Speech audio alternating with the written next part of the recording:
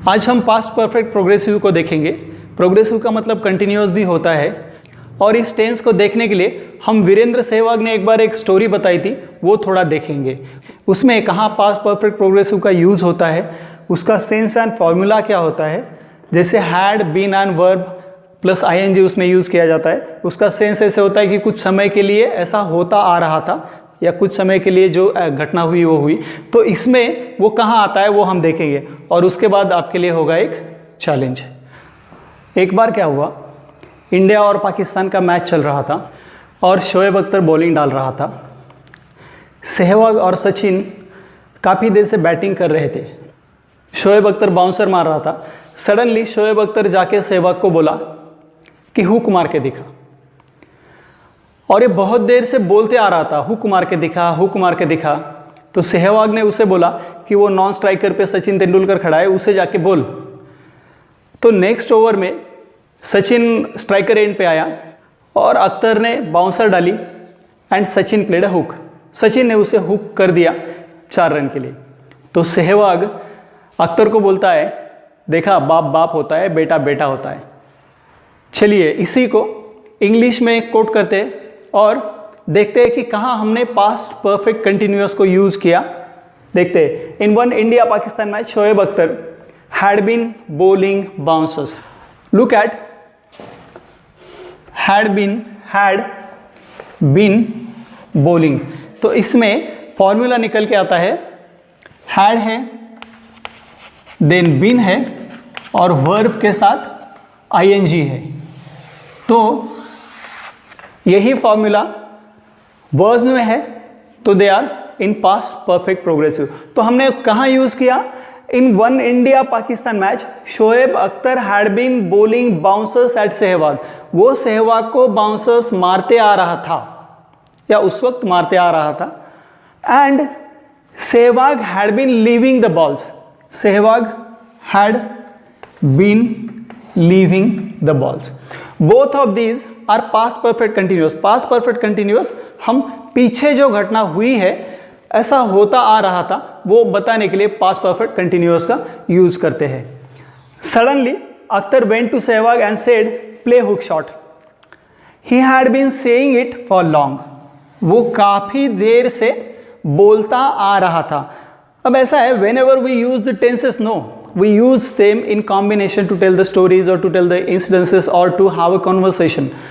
Suddenly Akhtar went. This went is simple past. This went is simple past and this is past perfect progressive. So the difference between past perfect progressive and simple past is that past perfect progressive will take place before the simple past. Simple past से पहले जो घटना होती आ रही है या होती आ रही थी वो है past perfect continuous. And went to Sehwag and said, यहाँ said है, ये भी simple past है।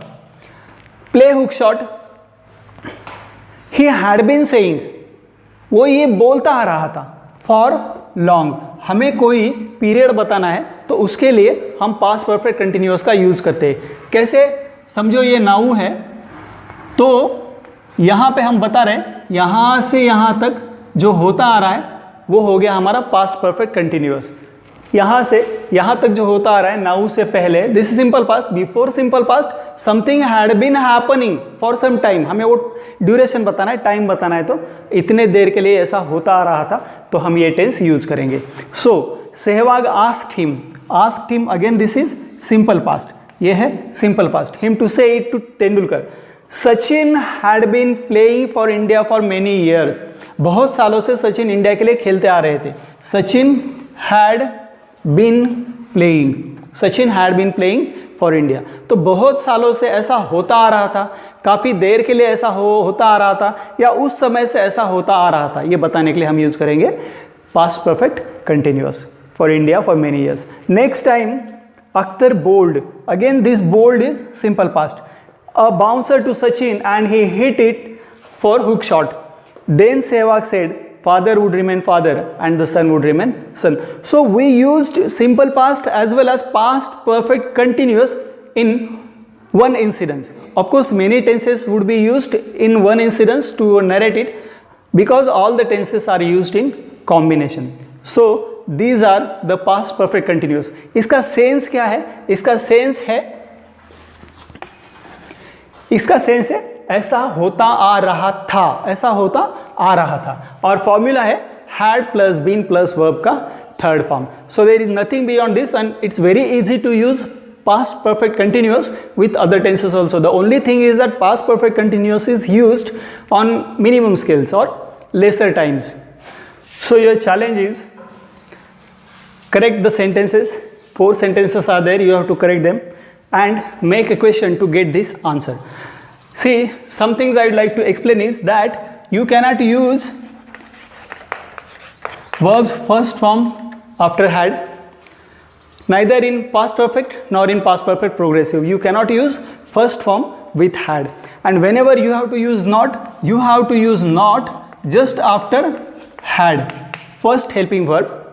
We have seen it in other tenses also that we have to use not after the first helping verb.